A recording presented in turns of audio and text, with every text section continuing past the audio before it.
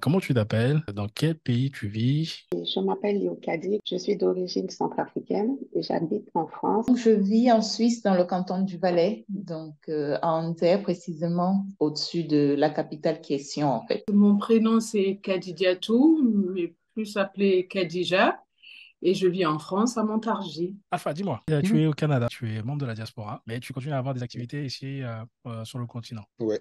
Mariam, tu vis en Côte d'Ivoire. Oui, Tu étais intéressé pour lancer ton propre parc. c'est ça. Pour diverses raisons, tu ne l'as pas fait. Mais quand je suis venu taper à la porte, nous avons un projet, tu as dit, ok, je jump. C'est ça, je suis pas attente. Qu'est-ce qui t'a motivé? J'adore tout ce qui touche les enfants. Et moi, mettant dans l'événementiel, je fais tout ce qui est enfant. Et donc, quand j'ai vu la vidéo sur YouTube, je me suis dit, mais c'est une bonne opportunité. Donc, je vais me lancer et tout. Pourquoi tu as décidé de te lancer dans cette aventure-là? Donc, je suis allée sur le site iPark. J'ai regardé toutes les vidéos en une seule journée. J'ai tout regardé. Et il y avait un message qui était affiché, investir en groupe ou bien je suis intéressée. Je me suis dit, ben non, je vais m'associer avec certains de mes frères et sœurs africains pour qu'on puisse investir. Et puis, c'est ça, j'ai pas hésité parce que vu ce que Bruno Melinga a expliqué, ben, c'était fluide et c'était fluide et il a tout expliqué. Donc, j'ai pas du tout hésité. Comme j'ai dit, c'est vraiment une opportunité, hein. C'est quelque chose que j'attendais, hein, j'ai envie de dire, depuis très longtemps. C'était pas dit que c'était à Corogo, mais voilà, ça se fait à Corogo. Donc, je suis complètement contente et enthousiaste, hein, de cette opportunité. Tu sais, l'année dernière, jusqu'à aujourd'hui, je suis malade. Je suis malade pourquoi? Parce que je suis un greffé. On m'a greffé, je suis un greffé de foie. Le diagnostic qu'on me donnait, c'est 6 mois. Dans ces 6 mois, moi, dans ma tête, bon, c'est dead là. De toute façon, je vais mourir là. Je suis tombé sur vos vidéos. J'ai été greffé l'année dernière. Je suis tombé quand je me suis réveillé des soins intensifs. On me disait, mais tu fais quoi, Alpha? Je dois te mettre, reste, repose-toi et tout. Mais moi, je suis en train de continuer à chercher des projets, à chercher des choses. Il faut que je vois des gens réaliser des choses. Il faut que je vois des gens qui font des choses concrètes dans ce continent-là. Des gens qui apportent quelque chose dans notre vie là. Là, je tombe sur votre truc. Je dis, bah, tiens donc, ce qu'il fait là, c'est très intéressant. Ça serait bien chez moi, ça aussi. Et là, je dis à ma femme, regarde, au moins ça là, si tu as ça au pays, toi, tu es bon dans ces choses bureautiques, tu aimes ces choses. Tu n'es pas une entrepreneur en tant que tel. Par contre, tu es une très bonne gestionnaire. Toi, là, Dieu ne t'a pas donné l'esprit d'entreprendre. Toi, tu préfères qu'on ait l'entreprise déjà établie. Ensuite, si on te donne maintenant les outils pour gérer, ça, tu es excellent dans ça. Tout le monde sait ça. Je dis, si moi, si je fais en sorte d'avoir un parc, tu es au Sénégal avec les enfants, même si moi, je ne suis pas de ce monde-là, je pense que tu auras quelque chose à gérer parce que ça, c'est un truc qui fonctionnerait chez nous aussi. Là, je fais mes recherches, je regarde, et c'est là. Et c'est comme ça qu'on a commencé avec nous. Est-ce que le fait d'investir dans un autre pays que le Cameroun ne t'a pas éventuellement titillé au départ? Ou qu'est-ce qui a fait que tu te dis, ok, c'est l'Afrique, voilà. Que ce soit le Cameroun, que ce soit la Côte d'Ivoire ou le Congo, pour moi, c'est un peu la même chose, quoi, j'ai envie de dire. Du moment où on a un impact, hein, positif, c'est le concept que j'ai retrouvé, hein, avec ce groupe de Korogo. C'était vraiment de construire quelque chose, peu importe où, mais en Afrique, en fait. Donc, c'est vraiment ça. Quand je t'ai contacté, que j'ai pas pu le faire à Douala pour moi, ou voilà, donc j'ai dit, ben attends, c'était juste une chance que ce soit déjà construit comme ça pour Korogo, en fait. On a eu plusieurs péripéties Parfait.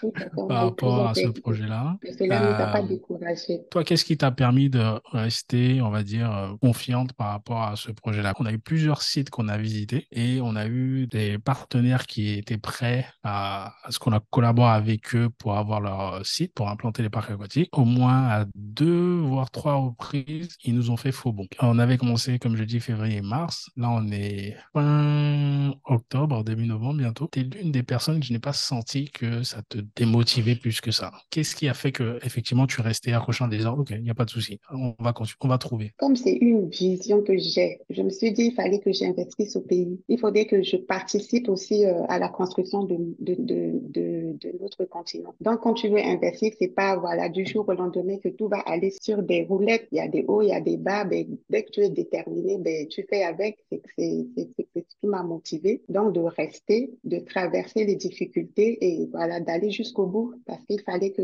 le parc voie le jour. Mais si je désiste, donc je n'irai nulle part. Je n'irai nulle part. C'est pourquoi je suis restée, malgré les hauts, les difficultés, ben, je suis restée focus. Et comme tout à l'heure, tu m'avais posé la question, pourquoi pas investir? Bon, je suis centrafricaine, pourquoi j'ai pas investi en Centrafrique, mais c'est le continent. L'Afrique est unique, quoi. L'Afrique est unique, donc c'est le continent. Que je puisse investir à Abidjan, à Lomé, je ne sais où, c'est toujours mon continent, ça ne me dérange pas du tout.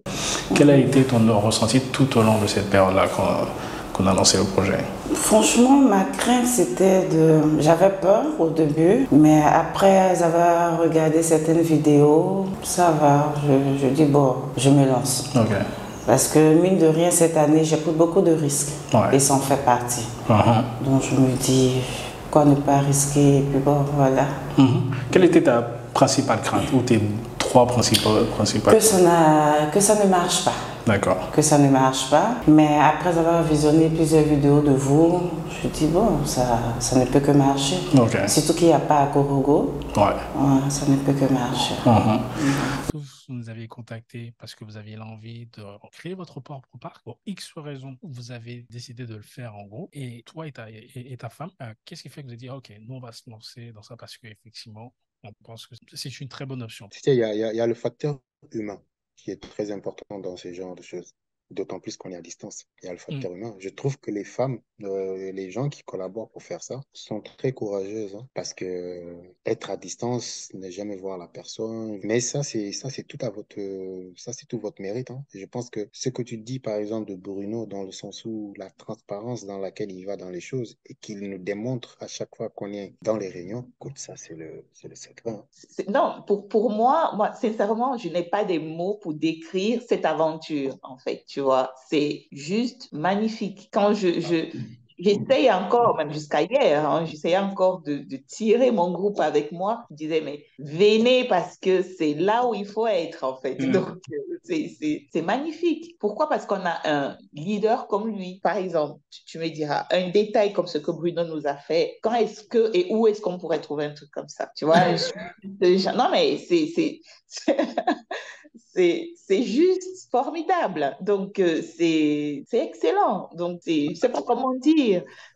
Les rapports que tu fais, financiers et tout est bien expliqué, tout est clair, c'est surtout ça aussi. Il y a une certaine clarté sur tout ce qui est investissement financier, toutes les évolutions du projet, on va aller sur le terrain et tout. Ça m'a impressionné. Et tu dirais les trois choses qui t'ont marqué dans la manière dont Hyde Park fonctionne, notamment sur les projets? Je dirais la première chose, c'est la clarté dans l'évolution du projet. Tout est bien expliqué. On n'a pas besoin d'un bac plus 50 pour comprendre l'évolution. Et puis, le bilan financier est clair aussi. En fait, tout tourne autour de la clarté du projet et nous sommes informés au jour le jour. Pour moi, ça, c'est important. Nous ne sommes pas tenus éloignés du projet. L'évolution, c'est quotidiennement que nous sommes informés. À tous les coups, c'est rassurant. On sait exactement ce qui va se faire à peu près demain. On nous prévient même de ce qu'on va faire demain, le lendemain. Pour moi, il n'y a pas mieux.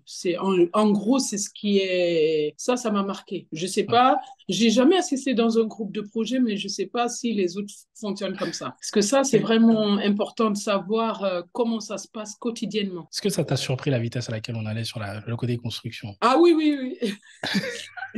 Une vitesse éclair. Parce que le projet, justement, j'en ai parlé à mon fils et je lui ai montré tout récemment où ça en est. Bon, mais ils construisent comment? Je dis, je sais pas, H24, nuit et jour, mais ça y va. Il dit, mais parce que tu es rentré, il n'avait pas commencé. J'ai dit, oui, je suis rentré d'Abidjan, j'ai intégré le groupe parce que j'échange toujours avec mes enfants. Et donc, je leur ai dit, regardez, oui, mais comment ils ont fait? Ils ont commencé ça au mois d'août. J'ai dit, oui, ça va vite. Ça, c'est impressionnant. Je ne sais pas comment vous bossez, mais ça y va, hein.